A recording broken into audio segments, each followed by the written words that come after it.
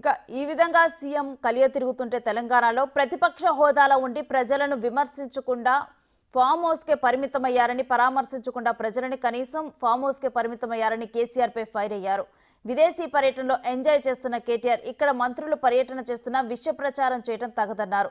తెలంగాణలో వరదల పరిస్థితిని ప్రధాని మోదీ స్వయంగా వచ్చి చూడాలని సీఎం రేవంత్ కోరారు. దీన్ని జాతీయ విపత్తుగా ప్రకటించి నిధులు మంజూరు చేయాలని విజ్ఞప్తి చేశారు.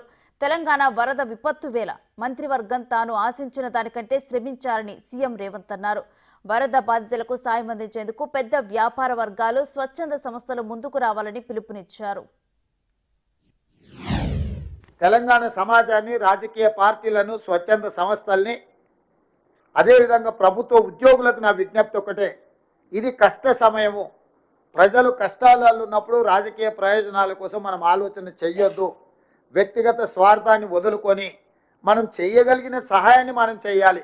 ఒకవేళ మనకు సహాయం చేయాలన్న ఆలోచన లేదు, దేవుడు అలాంటి బుద్ధి మనకి ఇయ్యనప్పుడు ఫామ్ హౌస్లో మౌనంగా అయినా ఉండొచ్చు, విదేశీ పర్యటనలో విలాసవంతమైన జీవితాన్ని అయినా గడపొచ్చు. కానీ ఉత్తగానే ప్రజల మీద బురద చల్లడానికి ప్రయత్నం చేయకూడదు.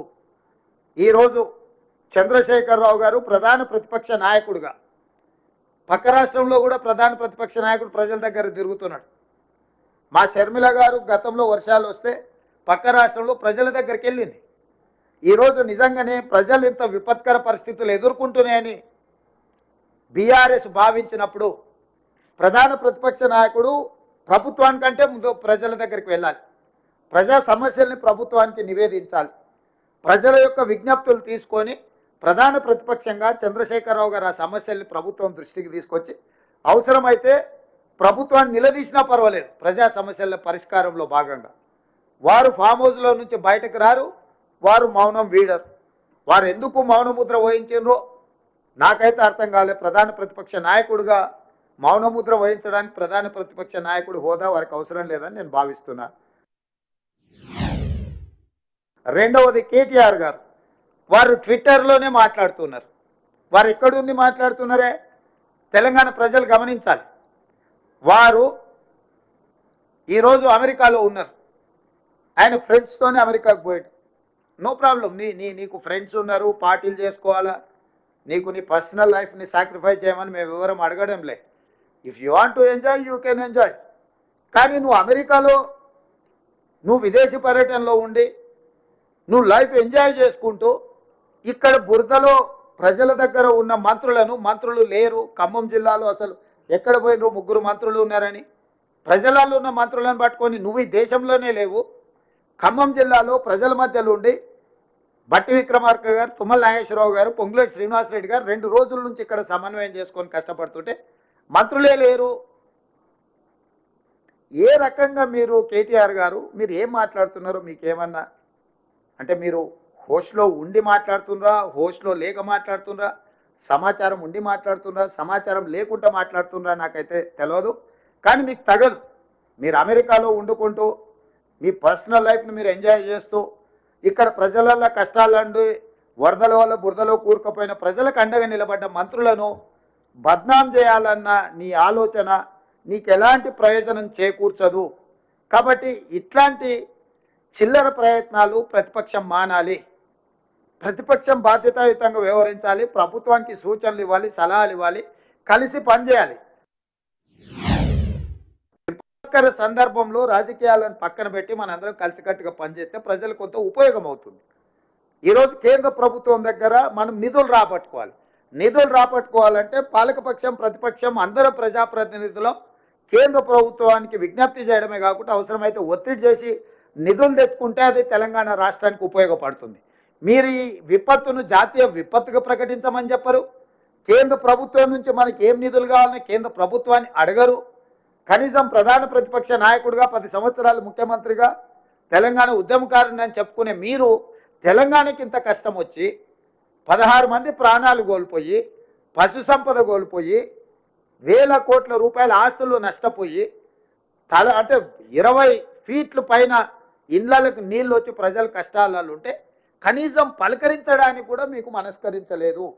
అయ్యో పాపం అని సానుభూతి కూడా మీరు చూపించలేదు. మీరు ఈ రకంగా మాట్లాడితే ఇది తెలంగాణ ప్రజలకు నష్టం చేకూరుస్తుంది తప్ప తెలంగాణ ప్రజలకు ప్రయోజనం ఉండదు. మా ప్రభుత్వం ప్రజల కష్టాలలో ఉన్నప్పుడు కష్టాలను తీర్చడానికి ప్రయత్నం చేస్తుంది తప్ప రాజకీయ ప్రయోజనం కోసం మేము ఆలోచన చేయము. ఈరోజు నా ప్రయత్నం అంతా ప్రజలకు అండగా నిలబడాలని. నిజంగా వాళ్ళకు వచ్చిన కష్టానికి ప్రభుత్వం ఎంత సహాయం చేసినా తక్కువనే అవుతుంది. ఇవాళ నేను చూసిన రాజీవ్ గృహకల్పలో పోయినా, ఇంతకుముందు బొక్కలగడ్డ ప్రాంతంలో చూసిన వాళ్ళు ఇల్లు సర్వం కోల్పోయారు. ఈరోజు ఈ పరిస్థితులన్నిటిని కూడా ప్రధానమంత్రికి, కేంద్ర హోంశాఖ మంత్రికి వివరించడం జరిగింది. National disaster management authority chairman prime minister ఎప్పుడైనా ప్రకృతి వైపరీత్యాలు రాష్ట్రాలలో సంభవించినప్పుడు కేంద్ర ప్రభుత్వం ముందుకొచ్చి ఉదారంగా రాష్ట్రాలను ఆదుకోవాల్సిన, పేదలకు సహాయం చేయాల్సిన బాధ్యత కేంద్ర ప్రభుత్వం మీద ఉన్నది. కాబట్టి తక్షణమే ప్రధానమంత్రిని బేసిజాలకు వెళ్లకుండా మాట్లాడి, కేంద్ర హోంశాఖ మంత్రితో మాట్లాడి తెలంగాణ ప్రజలకు వచ్చిన కష్టాన్ని వివరించి తక్షణమే నష్ట నివారణ చర్యలకు ఎన్డీఆర్ఎఫ్ నుంచి సిబ్బందిని తీసుకోవడం, ఇట్లాంటి అన్నిటి మీద కూడా కేంద్ర ప్రభుత్వంతో సమన్వయం చేసుకుంటూ రాష్ట్ర ప్రభుత్వంలో ఉన్న అధికారులకు అందరికీ కూడా ఆదేశాలు ఇస్తూ మంత్రివర్గ సహచరుల సహకారంతో ఇప్పటి వరకు నిర్వహించినాం.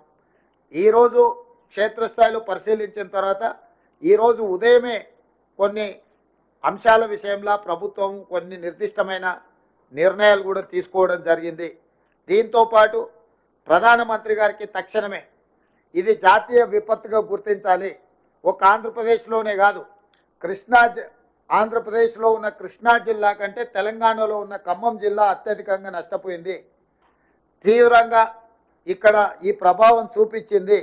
అదేవిధంగా మధురలో హైయెస్ట్ డ్యామేజ్, పాలేరు, ఖమ్మం. అంటే తెలంగాణ మీద ప్రకృతి దాడి, పక్క రాష్ట్రాలతో పాటు మన రాష్ట్రానికి కూడా విపత్తు వచ్చింది. అందుకే ప్రధానమంత్రికి నేను స్వయంగా లేఖ రాసిన, ఇది జాతీయ విపత్తుగా మీరు పరిగణించి తక్షణమే జాతీయ విపత్తుగా ప్రకటించండి.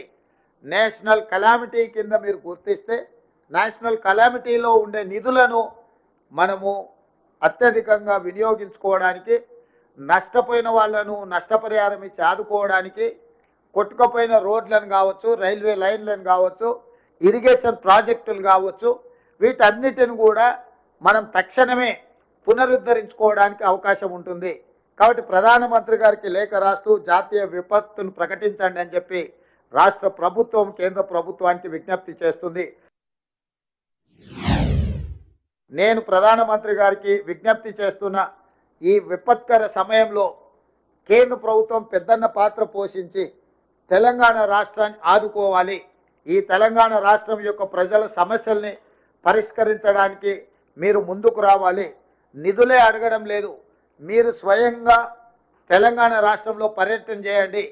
ముఖ్యంగా సూర్యాపేట, ఖమ్మము, ఈ వరంగల్లో, మహబూబాబాద్ కొన్ని ప్రాంతాలలో జరిగిన నష్టాన్ని మీరు స్వయంగా పరిశీలించడం ద్వారా ఇక్కడ ఉన్న నష్టాన్ని, ఇక్కడ ప్రజలకు వచ్చిన కష్టాన్ని మీరు అంచనా చేస్తే తెలంగాణకు రాష్ట్రానికి మేలు జరుగుతుంది, అత్యధికంగా నిధులు వస్తాయని భావిస్తూ ప్రధానమంత్రి గారిని తక్షణమే తెలంగాణ రాష్ట్ర పర్యటనకు రావాల్సిందిగా ముఖ్యమంత్రిగా నేను వారిని ఆహ్వానిస్తున్నాను.